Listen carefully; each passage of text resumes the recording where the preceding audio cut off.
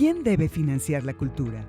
El Consejo de Artes de Inglaterra publicó el pasado 21 de agosto el estudio El valor de las artes y la cultura en la conformación de lugares, el cual muestra que la presencia de las artes y la cultura afecta la sensación de bienestar y satisfacción de los británicos, así como su apego a un lugar y su sentido de comunidad, a tal grado que le dan mucho peso a la presencia de la cultura cuando toman decisiones sobre dónde vivir. El estudio, que se basó en una muestra de 1,756 entrevistas en 2017, realizado por la empresa Wavenhill Ltd., es categórico en sus resultados. Una fuerte oferta artística y cultural hace que las personas se sientan más en casa, teniendo en cuenta una serie de factores que influyen en la satisfacción con la vida. Las personas que asisten a un mayor número de eventos artísticos y culturales están más satisfechas con sus vidas que las personas que no lo hacen.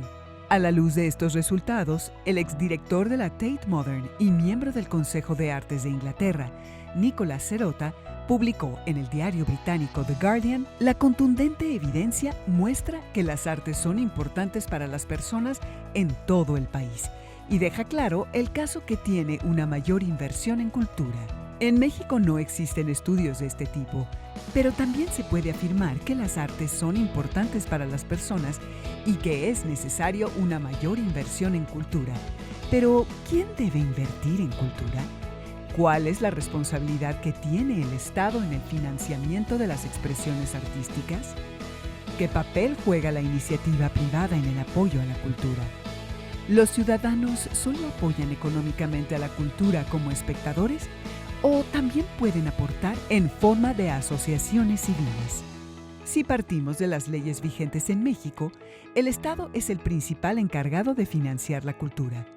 La recién creada Secretaría de Cultura, que sustituyó en 2015 al CONACULTA, es el organismo facultado para aprobar el anteproyecto de presupuesto de egresos destinado al subsector cultural, que para 2020 contempla un monto de 13,367 millones de pesos.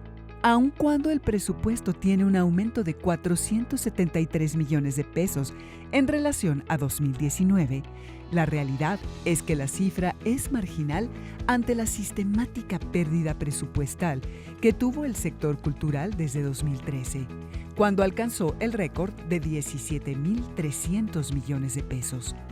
Si a esto sumamos el incremento inflacionario, que según la calculadora del INEGI ha sido de 26% de enero de 2013 a agosto de 2019, queda claro que el presupuesto para cultura sufre una sistemática reducción por parte del gobierno federal. Nominalmente, 13,000 millones de pesos parecen mucho dinero para la cultura, pero apenas representa el 0,21% del presupuesto total del gobierno para 2020. Seguimos muy lejos del 1% que recomiendan la mayoría de los organismos internacionales. El financiamiento estatal a la cultura está lejos de cubrir las necesidades básicas de las diferentes disciplinas artísticas. Basta con ir a un museo, grande o pequeño, y se podrá comprobar que en todos los casos laboran con menos del personal y materiales requeridos. Esto se repite con los grupos artísticos, los proyectos de educación artística, las áreas de protección del patrimonio, las publicaciones de libros, entre un largo etcétera. Ante la realidad de que el Estado no está cubriendo presupuestalmente todas las necesidades del sector cultural, la participación de la iniciativa privada y las asociaciones civiles adquiere un protagonismo que, desafortunadamente, no tiene un respaldo legal. No solo son escasos los estímulos fiscales para promover el financiamiento privado en la cultura, sino que el actual gobierno ha marginado la participación de las asociaciones civiles, aun cuando existe desde 2004 la Ley Federal de Fomento a las Actividades Realizadas por Organizaciones de la Sociedad Civil, que en su artículo 5.8 identifica a las organizaciones de la sociedad civil encargadas de promoción y fomento educativo, cultural, artístico, científico y tecnológico como organismos susceptibles para acceder a los apoyos y estímulos que otorgue la Administración Pública Federal. En los hechos, Esta ley es letra muerta, ya que, por ejemplo, en la convocatoria lanzada a inicios de año para el programa de apoyo a la cultura, que incluye a festivales, culturas municipales y comunitarias e infraestructura, con un presupuesto de 500 millones de pesos, se excluyó a las cerca de 6.000 asociaciones civiles con registro vigente ante la Secretaría de Hacienda y únicamente se permitió la participación de organismos de cultura estatal y municipal, así como a las universidades.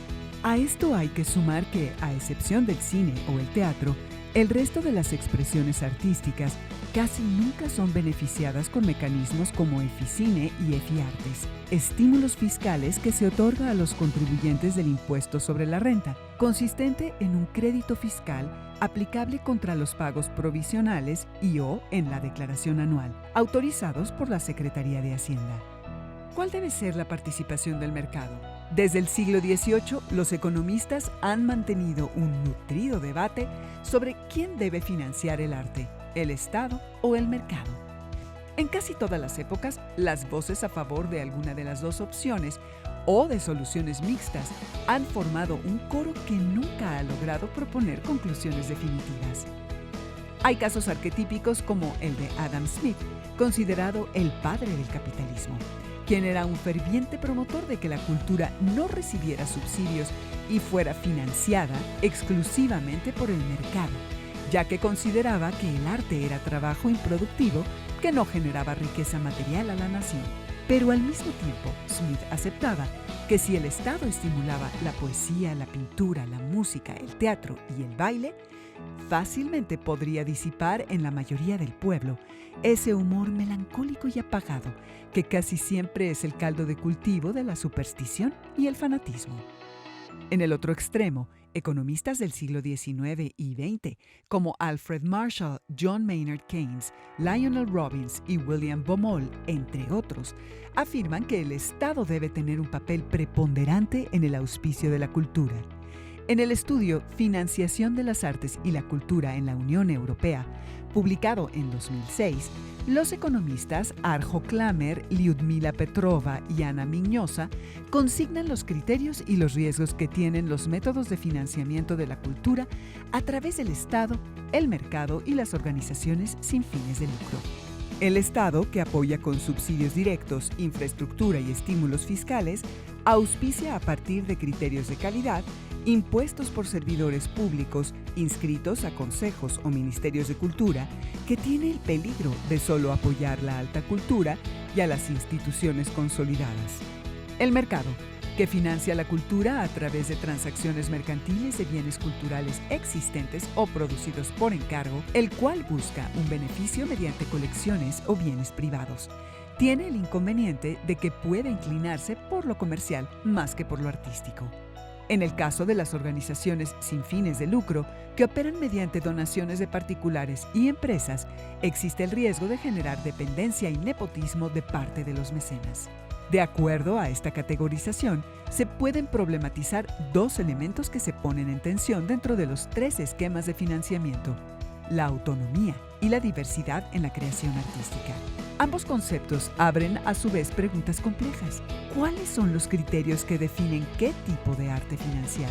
¿Cuál es el programa o agenda que define si se apoya más algún tipo de expresión cultural?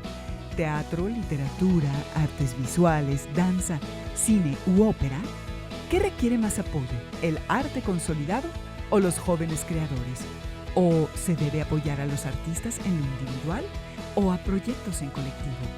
Volviendo al razonamiento de los economistas, los autores que están a favor del patrocinio estatal de la cultura lo hacen bajo la premisa de que si bien el arte no produce riqueza material, sí es un elemento básico para el verdadero logro de la civilización humana, en palabras de Keynes. Si se parte de la idea de que la creación cultural se asume como un bien público por su carácter civilizatorio, es claro que el Estado está obligado a intervenir en su financiamiento. Pero al tratarse también de un elemento que logra una mayor cohesión comunitaria, el patrocinio por parte de la sociedad civil se vuelve también urgente, por lo que un esquema mixto de financiamiento cultural público y privado es un modelo que genera cierto consenso dentro de los estudios de la llamada economía de la cultura. Bruno Frey, quien también apoya el financiamiento público de la cultura, alerta sobre el maniqueísmo que se ha generado en torno al mercado y su supuesta influencia corruptora dentro del arte. En principio, afirma, es falso que solo el Estado tenga la capacidad de garantizar la dignidad y la calidad del arte. Pero además señala que hay suficientes ejemplos en todas las disciplinas para demostrar que el mercado también puede aportar beneficios muy concretos a los bienes culturales. El economista suizo pone el caso de las galerías de arte, que si bien siguen intereses netamente comerciales, también pueden ser espacios donde se exhibe arte nuevo y poco convencional, que difícilmente lograría abrirse puertas en un museo. Los galeristas, como empresarios, apuestan a obras progresistas que a mediano plazo aumentarán su valor simbólico y comercial. Aquí entra otro factor determinante en la estructura de financiamiento de la cultura, ya que la mayoría de los economistas que han abordado el tema consideran primordial que la educación artística sea apoyada por el Estado, ya que a largo plazo es la enseñanza del ciudadano consumidor espectador la que permitirá que la oferta cultural tenga mayores ingresos, ya sea a través de la taquilla cuando acude a ver un espectáculo o directamente apoyando a los artistas mediante el coleccionismo. Falta una ley de mecenazgo. La participación de la iniciativa privada en la cultura es uno de los grandes pendientes que no ha sido regulado ni cuenta con una normativa clara en la administración pública mexicana. Como lo documenta el Sistema de Información Legislativa de la Secretaría de Gobernación, en mayo de 2017, durante la 63ª legislatura de la Cámara de Diputados, el diputado de Movimiento Ciudadano, Clemente Castañeda Hoeflich, presentó sin ningún éxito la iniciativa con proyecto de decreto que expide la Ley Federal de Mecenazgo Ciudadano, la cual planteaba la creación de un fideicomiso federal para el mecenazgo ciudadano, con participación pública y privada, que operaría mediante programas de becas y premios ciudadanos a la cultura. El actual presidente de la Comisión de Cultura de la Cámara de Diputados, el morenista Sergio Mayer, declaró a la prensa que actualmente trabaja en una nueva iniciativa de ley de mecenazgo, con el objetivo de que la iniciativa privada se interese en participar en proyectos culturales en el país, para que así como hay empresas socialmente responsables en temas de medio ambiente, también se den en el sector cultural y puedan aportar a este, además de que tengan un beneficio. Esta iniciativa de ley, que según dijo Mayer, será antecedida por mesas de trabajo, podría contemplar mecanismos claros y transparentes para que las empresas y ciudadanos participen en el financiamiento de proyectos culturales, ya que, como se mostró al principio, el sector público ha reducido su presupuesto a cultura. Como se ha demostrado en la mayoría de los países progresistas, el apoyo privado a la cultura tiene como principal respaldo la creación de estímulos fiscales claros y transparentes, ya que deben ser consecuentes con la intención manifiesta de la ciudadanía de promover un intercambio más eficiente entre el sector público y el privado, al tiempo que brindan al contribuyente un tratamiento de mutua confianza, dándole la posibilidad de decidir hacia dónde redireccionar una parte de sus impuestos. Al mismo tiempo, está pendiente que se haga valer la Ley Federal de Fomento a las actividades realizadas por organizaciones de la sociedad civil, que está vigente y podría alentar la participación de la sociedad civil organizada en el desarrollo de bienes culturales. Guión: Edgar Alejandro Hernández. Voz en off: Dominique Peralta.